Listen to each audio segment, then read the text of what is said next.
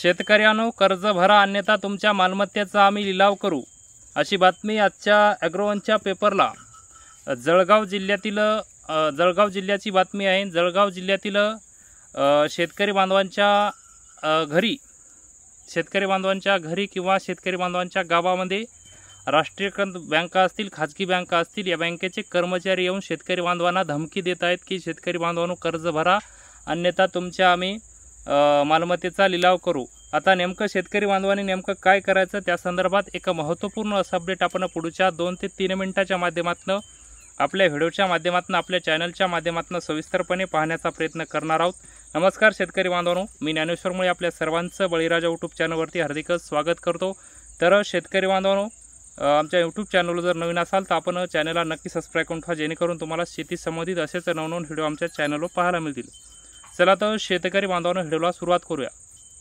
तर शेतकरी बांधवांनो, जळगाव असेल किंवा मराठवाडा असेल या विभागात या जिल्ह्यामध्ये शेतकरी बांधवांना मोठ्या प्रमाणावरती बँकेच्या नोटीस येत आहेत। बँकेतील कर्मचारी शेतकरी बांधवांच्या घरी येत आहेत।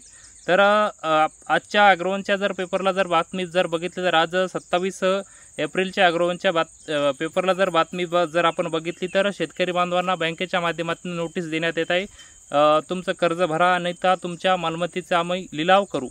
तर शेतकरी बांधवांनी आता नेमकं काय करायचं? तर शेतकरी बांधवांनो, एकही रुपयाचं कर्ज तर आम्ही पहिल्यापणापासून सांगतो की एकही रुपयाचं शेतकरी बांधवांनी कर्ज भरायचं नाही।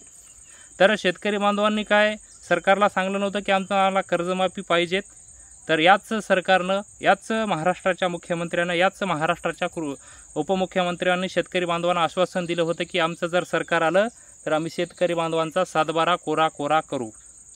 तर मुख्यमंत्री साहेबांना, राज्याच्या उपमुख्यमंत्री साहेबांना माझं एकच नम्र विनंती आहे की तुम्ही तुमच्या बँकेचे कर्मचारी असतील शेतकरी बांधवांच्या घरी पाठवता, गावात पाठवता आणि शेतकरी बांधवांना धमकी देत आहेत की तुम्ही कर्ज भरा अन्यथा तुमच्या मालमत्तेचा आम्ही लिलाव करू। शेतकरी बांधवांनी एकही रुपयाचं कर्ज भरू नका, ही नम्रतेची विनंती। आणि कोणत्याही शेतकरी बांधवांनी आत्महत्यासुद्धा करू नका।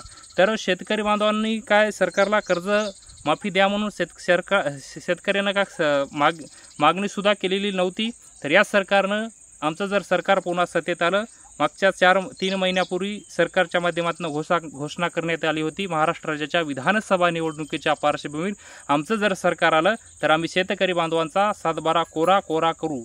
तर आता कुठं गेली तुमची घोषणा? आणि आता तुम्ही शेतकरी बांधवांना नोटिसा पाठवतात बँकेच्या माध्यमातून की कर्ज भरा अन्यथा तुमच्या मालमत्तेचा आम्ही लिलाव करू। कोणत्याही मालमत्तेचा शेतकरी बांधवांवर राष्ट्रीयकृत बँका कोणत्याही मालमत्तेचा लिलाव करू शकत नाही। शेतकरी बांधवांना एकही रुपयाचं कर्ज भरू नका आणि कोणत्याही शेतकरी बांधवांनी आत्महत्यासुद्धा करू नका। ज्या शेतकरी बांधवांची कर्ज भरायची जर परिस्थिती असेल, ज्या शेतकरी बांधवांकडे पैसा असेल, कर्ज भरण्याची परिस्थिती असेल, तर त्याच शेतकरी बांधवांनी कर्ज भरावे।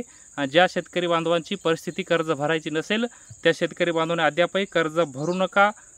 जमीन विकून किंवा सोनं गहाण काही आपलं वस्तू गहाण ठेवून किंवा सावकाराकडून याजाने पैसे काढून एकही रुपया कर्ज भरू नका। कोणतीही बँक आपली प्रॉपर्टी गहाण आपल्या प्रॉपर्टीचा लिलाव करू शकत नाही। तर शेतकरी बांधवांनो, सरकारनं आश्वासन दिलेलं आहे।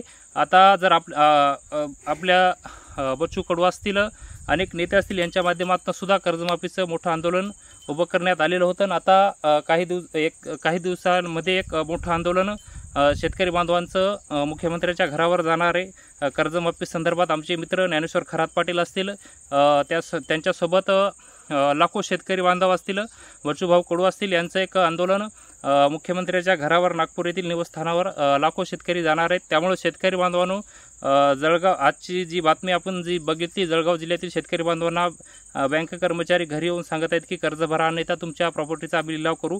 तर शेतकरी बांधवांनो, एकही रुपया कर्ज भरू नका। आणि जळगाव जिल्ह्यातील शेतकरी बांधव असतील किंवा बाहेर कोणत्याही जिल्ह्यातील शेतकरी बांधव असतील, ज्या शेतकरी बांधवांना बँकेची नोटीस आलेली आहे कर्ज भरा म्हणून, त्या शेतकरी बांधवांनी आम्हाला कमेंट करून नक्की सांगू शकता। आणि आपला नंबरसुद्धा आपण कमेंटमध्ये देऊ शकता। आम्ही तुम्हाला कॉलवरून तुम्हाला फोनवर संपर्कसुद्धा साधण्याचा प्रयत्न आपण करूया। तर शेतकरी बांधवांनी आपले नंबर जरूर आपल्या व्हिडिओच्या कमेंट बॉक्समध्ये नक्की द्या, ज्या शेतकरी बांधवांना बँकेच्या नोटीस आलेल्या आहेत की कर्ज भरा म्हणून, नाहीतर तुमच्या प्रॉपर्टीचा आम्ही लिलाव करू।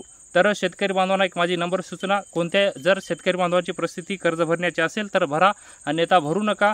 राज्याचे उपमुख्यमंत्री असतील यांचा 70,000 कोटी रुपयाचा घोटाळा माफ होऊ शकतो. तर माझ्या गोरगरीब शेतकरी बांधवांना 30,000 कोटी रुपयाची कर्जमाफी ही राज्य सरकार देऊ शकत नसेल तर या सरकारचा आम्ही जाहीर निषेध करतो. तर शेतकरी बांधवांनो, ज्या शेतकरी बांधवांची कर्ज भरण्याची परिस्थिती असेल त्या शेतकरी बांधवांनी कर्ज भरावे ही माझी पुन्हा शेतकरी बांधवांना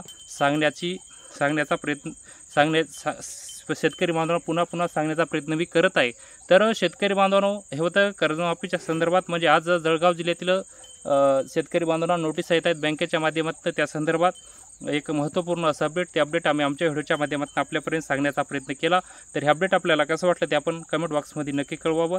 व तुम्ही जर आमच्या यूट्यूब चॅनलवर नवीन असाल तर चॅनलला पण नक्की सबस्क्राईब करून ठेवा, जेणेकरून तुम्हाला शेती संबंधित तसेच वसमत मार्केटमधील हळदीच्या बाजारभाव संबंधित असेच नवनवीन व्हिडिओ आमच्या चॅनलवर पाहायला मिळतील. आणि ज्या शेतकरी बांधवांना राष्ट्रीयकृत बँका असतील, खाजगी बँका असतील, या बँकेच्या कर्ज भरा म्हणून नोटीस आली असतील आणि तुमची प्रॉपर्टी आम्ही नाही तर गहाण करू, अशा शेतकरी बांधवांनी आम्हाला जरूर आपल्या व्हिडिओच्या खाली कमेंट करून सांगू शकता.